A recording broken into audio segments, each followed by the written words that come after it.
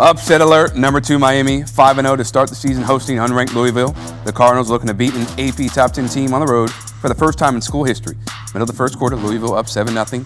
First and 10 in Miami's 35. Miller Moss finding Chris Bell over the middle, and he accelerates 35 yards. Cardinals up 14-0. Miami, get this, they allowed 2 touchdowns in the first quarter. The previous 5 first quarters, they allowed 0. Now moves to the fourth. Hurricanes still trailing down 17-13. Make it 24-13 because the Moss to Bell connection is clear.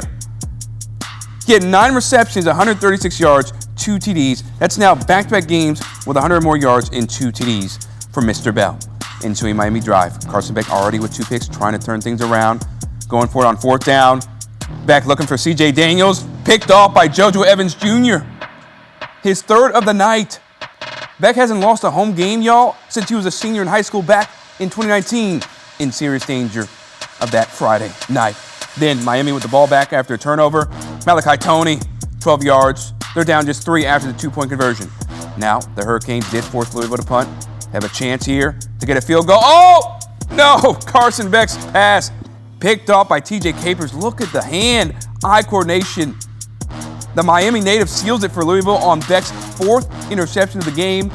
They upset number 2 Miami 24-21. It's their first road win versus an AP top 10 team in school history.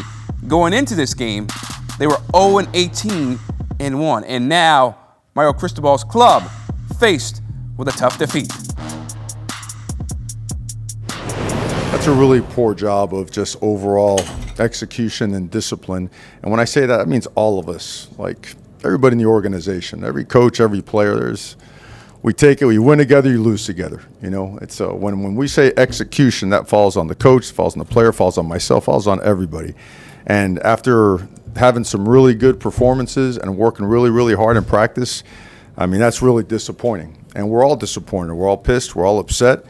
And, you know, sitting around and being pissed is not going to do anything about it. And just because you're upset about a performance, you better go out and do something about it. And that's got to be the complete commitment of everybody. There's no BSing. There's no excuse making. There's no time to sit around and do anything but go back to work and go get better. That's what it takes. That's what real men do. And that's what we have to do. And that's what we're going to do. Okay, I hear you, man. We'll see. Miami looking to bounce back at home versus Stanford next Saturday. And you know, for Louisville, this is their 2nd win ever versus an AP top 2 team in school history. They were previously 1-8, and yeah, going back to that game or that win over an AP top 2 team, last time they done that was against Florida State when they won 63-20. This time, the score much closer, but at the end of the day, they got the W. That's all that anybody cares about. And with that, we bring in CBS Sports college football insider Richard Johnson, who had the privilege of watching Miami go down to Louisville 24-21 at Hard Rock Stadium. And Richard, first we have to talk about Carson Beck, right? It feels like he resurrected, you know, some of the narrative around him, resurrecting his career. But 4 picks on this day. What did you see from him that just wasn't working against the Cardinals defense? Yeah, I think that in this game, Miami's running game could not really get going. And because of that, they really had to lean on the passing game in this game. Malachi Toney was absolutely immense in this game as a receiver for Miami. But other than that, got a little bit from C.J. Daniels. Other than that, they really weren't getting a ton in the passing game. And yes, Carson Beck, 4 interceptions. You just can't ever have it. Mario Cristobal said it. Carson Beck said it after the game. And they were sort of all the varieties, as you see on our screen. He had one ball that was quite simply just underthrown. He had another ball that was simply missed. There was one drive where he had 2 interceptions on the same drive. One of them got wiped out because of a penalty. And then the final one, as you see on your screen right there, Beck said after the game, they didn't actually have the right play call in there. And there was a miscommunication between him and his receiver about how to handle the Louisville blitz that the Cardinals were bringing on that play. Whatever actually happened on that play, it was certainly a disaster as Miami right there. They're down 3. They've got a chance to get some more yards to make a 48-yard field goal a little bit closer. They have all their timeouts, so they're running their real offense there, and you saw the disaster that ended up occurring. So because of the disaster, now Georgia Tech is in the front runner, right? They are the front runner right now for the #1 spot in the ACC. What does this mean for the Hurricanes going forward when you look at the rest of their schedule? Well, to be honest with you, Chris, I thought this was the last opportunity Miami was going to have to take a loss. You've got a Louisville team that was itself also off of a bye week. They come into this game as a double-digit underdog, but don't sleep on Jeff Brom. I had Louisville as an ACC dark horse coming into the season. Now the margin for error for Miami is done. Null set. They have got to run the table coming home here. They cannot afford to take a second loss, both for the ACC race, because that's going to get thorny as all these teams start to beat up on each other, and for their college football playoff hopes. They just don't really have a lot of margin for error here. That game, Thanksgiving weekend at Pitt, is one I am circling that Miami could got again on this schedule, besides the fact also November 1st, they play an SMU team that is in the thick of the ACC race as well, are the Mustangs. So, yeah, the margin for error is done here for Miami. They simply have to win out. Yeah, hopefully for Mario Cristobal and the Hurricanes team, this doesn't snowball, right, into more losses because the Hurricanes, they had a lot of momentum, but on this night, the Cardinals get the job done. Richard Johnson always getting the job done for us here, right here on CBS Sports HQ. Appreciate you, man. Thanks, brother. All right, so Louisville upsetting number 2 Miami. Last time they upset a number 2 team was in 2016 when they won 63-20. This time, more of a win that had you on the edge of your seats, 24-21. You got Georgia Tech, Virginia, Duke, SMU all undefeated in the conference right now in Louisville. They can make things shake as well.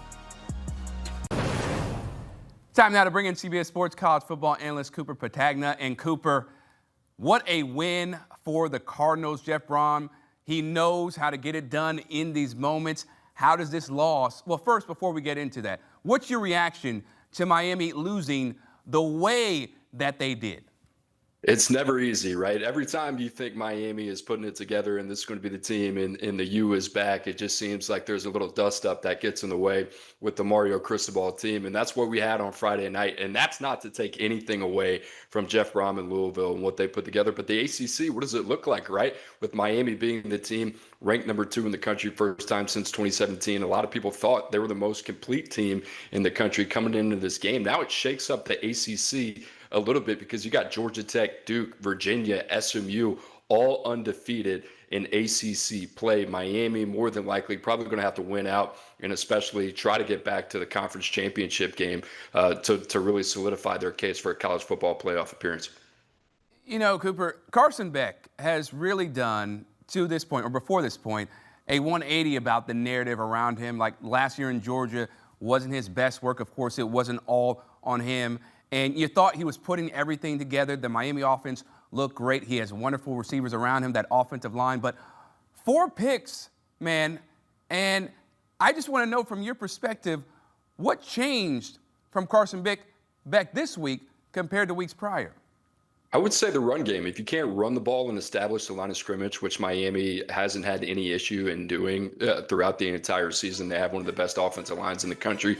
But tonight it was an issue, and you have to give Louisville a lot of credit for that. So when you make any quarterback in the country, I don't care who it is, especially Carson Beck, one-dimensional, have to beat you through the air and rely on that arm a little bit more, then there are going to be some opportunities. Carson Beck down the field is going to put the ball in jeopardy a little bit. We saw that tonight. And for Carson Beck, it's been peaks and valleys. And Shannon Dawson, the offensive coordinator there in Miami, has done a tremendous job. They've complimented him extremely well with that really tough running game and a lot of really talented receivers and guys like Malachi Toney and C.J. Daniels. But tonight, without the run game, it made things a little bit more testy. And although Louisville didn't record a sack, guys like Clev Lubin able to generate pressures, get in the backfield, made tonight a little bit more difficult of a task for Carson Beck and Miami's offense. Yeah, Miami as a team, 24 carries, 63 yards. That's just not going to get it done, especially when your QB is throwing picks left and right. I know you touched on it earlier about the ACC shifting now with Miami losing.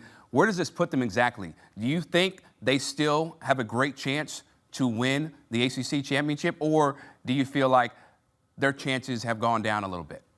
No, I think they're okay, but they got to control what they can control. And you look at the rest of their schedule along the way, they don't have any ranked teams inside the top 25. The good thing for Miami, they already have 3 ranked top 25 wins already. When you see the teams that they beat, Notre Dame's got a good chance to run the table. South Florida coming out of the group of 5 as well. And then Florida State has obviously dropped a couple games here in the last couple weeks. But for Miami, getting those wins earlier in the season, dropping this one to Louisville, still gives them enough cachet if they were to run the table, even if they weren't to get to the ACC Conference Championship. I still think this is one of the better teams in the country. They didn't have their best night, but Miami, what they need to do is they need to run the table, take care of business, and then they kind of take all that doubt out of the conversation. Yeah, the margin for error just got that much smaller now. As someone who worked alongside Mario Cristobal, what do you think his message is going to be in that locker room to his teammates, or not his teammates, to his players, making sure there's not a snowball effect, right, for the weeks to come?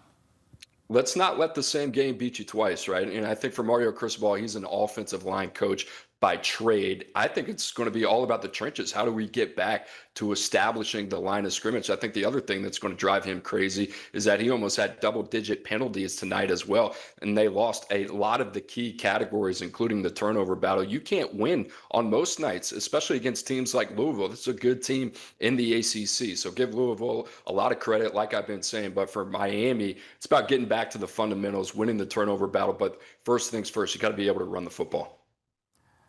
And Cooper, going to the Louisville side, right, obviously not a lot of people expected them to win this game outside of the people in their locker room. What kind of springboard can this be for their season? Because they've only got 1 loss, on their resume. Maybe perhaps they could do some damage.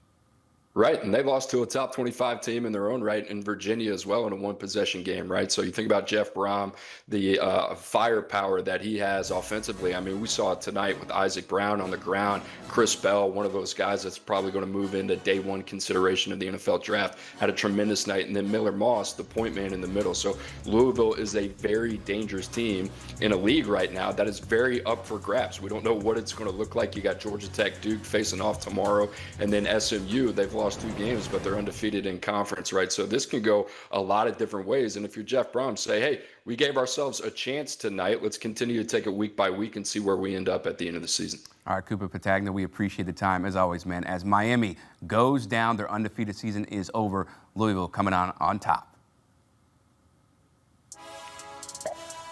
And when you look at the Cardinals' highest ranked wins all time, this one is up there, tied with Florida State in 2016. Both Florida State and Miami were ranked number 2 at the time. 63-20, yeah, a lot more conventionally, but it doesn't matter. As long as you get that win, that's all what people care about. Louisville wins 24-21 over number 2 Miami.